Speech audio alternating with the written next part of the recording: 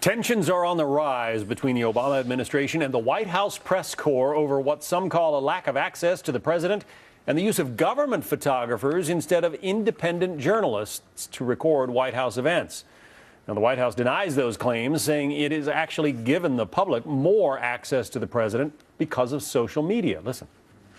Each presidential team that has come in here has basically used, for some denial of access, has used the previous president as an presidential team as an excuse for why they've denied that access. So you guys are setting precedent here that the next president is going to use, and are you aware of that? And maybe roll back. No, I'm not. I don't agree. Even further. I don't agree with that because I can't think of the only precedent that I can think of in terms of the previous administration is where we've taken steps to try to be more transparent. Let's talk about it with Judith Miller, a Pulitzer Prize-winning investigative reporter, author, and Fox News contributor. Kirsten Powers is a Daily Beast columnist and Fox News contributor as well. Kirsten, this is supposed to be the most transparent administration in American history. That's what we were promised. What's going on? Well, I think that they're very careful about managing President Obama's image, and it has not been transparent. And this has been a complaint that's been going on for quite some time, actually, that they basically use White House photographers, for example, as propaganda. They just take pictures and they release them. They don't let photographers in to meetings that they would normally have access to. In the past, you'd be able to come in and at least maybe ask a question or two. Now they only will just release the most flattering picture. There's no access to questions. They have these interviews with something called White House TV that they just release out like a wire service or something, and are denying access to journalists. Well, Judy, some people sitting at home might say, okay, so what? If it's taken by the official White House photographer, Pete Souza, rather than by the Associated Press or the New York Times or the Washington Post, what's the big deal? Well, of course there's a big deal, John, because a White House photographer, the official photographer, is not about to present to the American people an unflattering image of the president. That's what this is all about. These tensions started really to escalate back in the summer when President Obama went to South Africa, and White House correspondents, that is the press corps, were permitted to take a single photo each. But Pete Souza, the official White House photographer, took a picture of him hugging his daughter Sasha in the cell, and that went all over. That's the image that everyone saw. When you have state photographers taking pictures and state news services with carefully pre-arranged questions, you don't have a free and independent media. So that's what's going on here, and reporters should be angry. There was another exchange with Chuck Todd of NBC News at the White House. I think we can play that now. I want to give our viewers a sample of some of the tensions.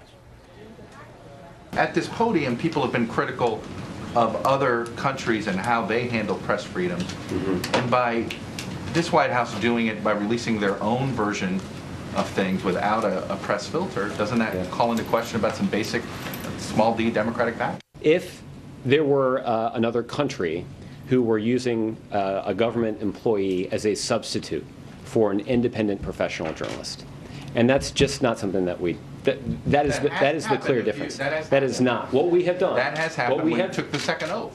What we have done is we have tried to use new technology and the president's personal photographer as a way to provide additional insight into what's happening at the White House. So Josh Earnest is saying all of that with a straight face, Kirsten. I mean, but that is exactly what they've done, isn't it? This White House TV thing that you have discussed. That's their own sort of video camera crew recording events that the free press is shut out from. Yeah, absolutely. And if you take the, I can see some people would say, oh, what's the big deal about a picture? Well, what people need to understand is there's a picture that the White House photographer took of his meeting with Hillary Clinton. Well, so they're not going to release a picture that would show any tension, right? We don't know that there was tension. But if there was tension, you'll never see that. What you'll see is the happy, smiling picture. And so that just goes for every single meeting, whether he's meeting with anybody or any situation. And I think that what Josh Earnest just said isn't happening is exactly what's happening. Is that in the past, every other president, every other White House would let photographers in, would let even TV cameras in. They call them a spray, and you come in and you walk in, and they often are able to ask questions. Right. And obviously, the White House photographer is not asking questions. And there are some very serious consequences here, Judy. I'm thinking back to the Ford administration. Jerry Ford was probably our most athletic president, save maybe Teddy Roosevelt.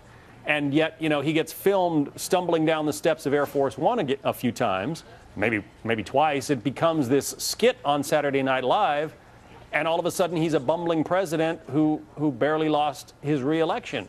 If his White House could have controlled those images somehow, you might have had a very different chain of events. Absolutely. You might have had a very different president. And John, we've been talking about John F. Kennedy. There was a president who provided unbelievable amounts of access to the media, much more than this administration has pretended even to produce, and yet, he managed to seduce the press by giving access. This administration, while talking about transparency, does the opposite.